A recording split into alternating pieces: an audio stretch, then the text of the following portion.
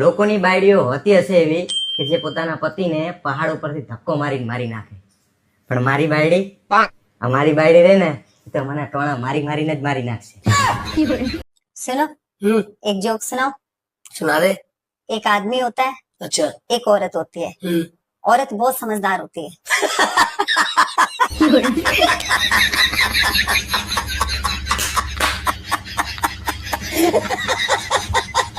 औरत समझदार होती है.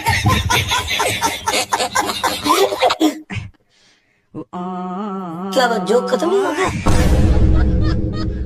रह गया अभी? હાલો જમાઈ ખુશ રહેજો. તો આને અહીંયા રાખો. એટલે અમારે ખુશ નહીં રહેવાનું.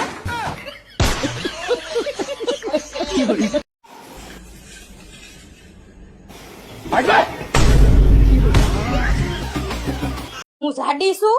ના, કોણે કીધું? તો એક કામ કરો ને, મને તેડીને ફ્રીજ સુધી લઈ જાઓ ને, મારે આઈસ્ક્રીમ ખાવો છે. તું આરામથી આયા બે, હું ફ્રીજ ઉપાડતો આવું હું. આ વસ્તુ પહેર્યા પેલા છે ને એક વિચાર કરવો પડે, પછી જ આ વસ્તુ પહેરા. આ વસ્તુ પહેર્યા પછી છે ને કપડા ધોવા પડે, વાસણ ઉટકવા પડે, કચરા પોતા કરવા પડે, રસોઈ રાંધવી પડે, મા બાપ ને ભૂલવા પડે, બેનપણી તો હસોડી ભૂલી જાય. આ બધું ભૂલવા કરતા તું આને જ ભૂલી જા ને, એટલે હું કાંક છૂટો થાઉં. પેલી જોતો અલગ પ્રકારનો દુખાવો ઉપડો, ખબર ન પડતી આમ જોતો કઈ બીમારી ઉપડે, જ્યાં આડું ન્યા દુખે, જ્યાં આડું ન્યા દુખે. જો આ આ આ હું તમને આડી શકું? આ એટલે કામન માર્યું એમ નથી કેતા હાચોડી આંગળી દુખે છે.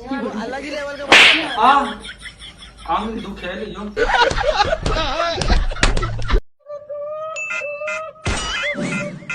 લે તું આવી આય દુઃખ કાય ખતમ નહીં હોતા બે ડોક્ટર પાસે જઈ આવી એમ ને શું કીધું ડોક્ટરે ડોક્ટરે કીધું કે તમને કિડનીમાં પથરી છે. તને કોઈથી પથરી ન થાય ને તને કઈ રીતના પથરી થઈ? લે પથરી થાય ને તમે મને ગમે એ વસ્તુ લઈ દેવાનું કહો તો ના પાડો ને, તો મારા દિલ પર પથ્થર રાખીને બેસી જાવ. એ પથ્થર ઓગળીને બધો કિડનીમાં પડ્યો, તે પથરી થઈ. એક કામ કરે, આપણે દવા બવા નથી લેવી અને ઓપરેશન નથી કરાવું. તું છે ને બિયર પીવાનું ચાલુ કરી દે એટલે ફટાફટ નીકળી જાય. તમે પીધા કરો બિયર? તારી ગોપાઈ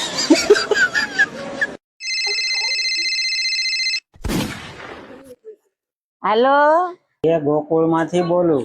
લે આ તો ગોકુળ માંથી મારો વાલો પ્રભુજી ભગવાન. અરે વાહ પ્રભુ, આ દુનિયાના દુઃખ બધા દૂર કરી નાખજો મારા વાલા. અરે ગોકુળ ઇલેક્ટ્રોનિક માંથી બોલું. આ તમારો પંખો રિપેર થઈ ગયો, લઈ જાઓ. અરે ભાઈ ઝઘડા કયા ઘરમાં ના થતા એ બોલ ને. કાલની જ વાત લઈ લે, આમાં બે વચ્ચે માથાકૂટ થઈ ગઈ હતી. પછી હું હોય આવી હતી ચા પગે સમાધાન કરવા. બાર આવું? ના હું નહીં આવું. હું બાર આવું? નહીં માર ને મને. નહીં મારું, બસ બાર આવું. પાકું? હા પાકું.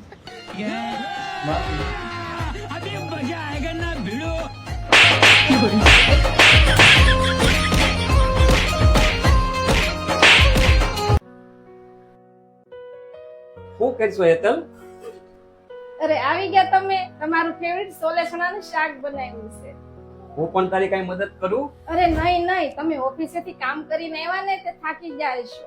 થાકી તો તું પણ જાતી છે ઘરનો આખો દિવસ કામ કરીને. હારું, બે ટમેટા લઈ લો ફ્રીજ માંથી, બીજું હું.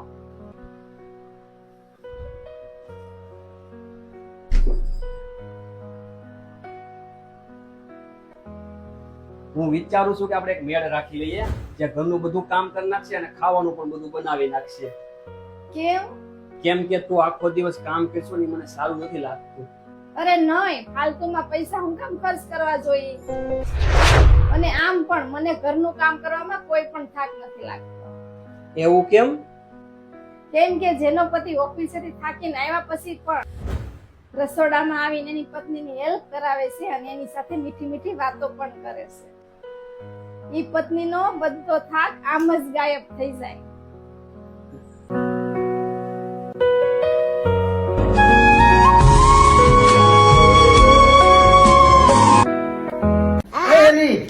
હું નથી જોતો આમાં શું લખ્યું છે?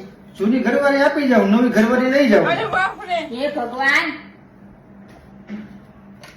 આ ચશ્મા પહેરો.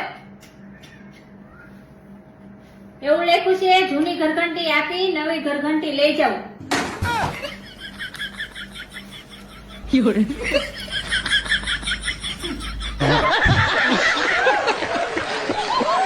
हेलो બોલો. ખાવામાં હું બનાવી છે? ઝેર બનાવી છે. હારું તાર મારે મોડું થાય, તું ખાઈને હોઈ જજે.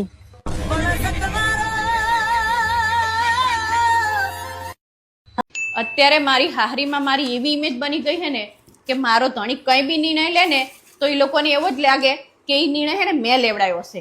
પણ હવે એમને કોણ સમજાવે કે ઈ મારું તો શું કોઈના બાપનું નહીં સાંભળતા. હું તો પસ્તાવું છું તમારા જોડે લગ્ન કરી. મને કઈ મજા આવે છે અને મારા માટે તો દૂર છોકરીઓની વાતો આવતી હતી. આ તો આવા ને નજીકનાઓને તો ખબર હોય કે આ નંગ કેવા હતા, લખણના પૂરા હતા. એ તો લેટેસ્ટ ન્યૂઝ है. मुझे एक बात बताओ तो. मुझसे बात मत कर प्लीज, मुझे तुझसे बहस नहीं करनी कोई. मैं बहस करने आई हूँ यहाँ पे. मैं सिर्फ इतना कह रही हूँ, तुम्हें अगर मुझसे इतनी प्रॉब्लम है तो मना कर देते शादी के लिए. फोटो तो देखी थी ना तुमने मेरी. हाँ, फोटो में तो शक्ल दिखती है ना, जुबान थोड़ी दिखती है कितनी बड़ी है.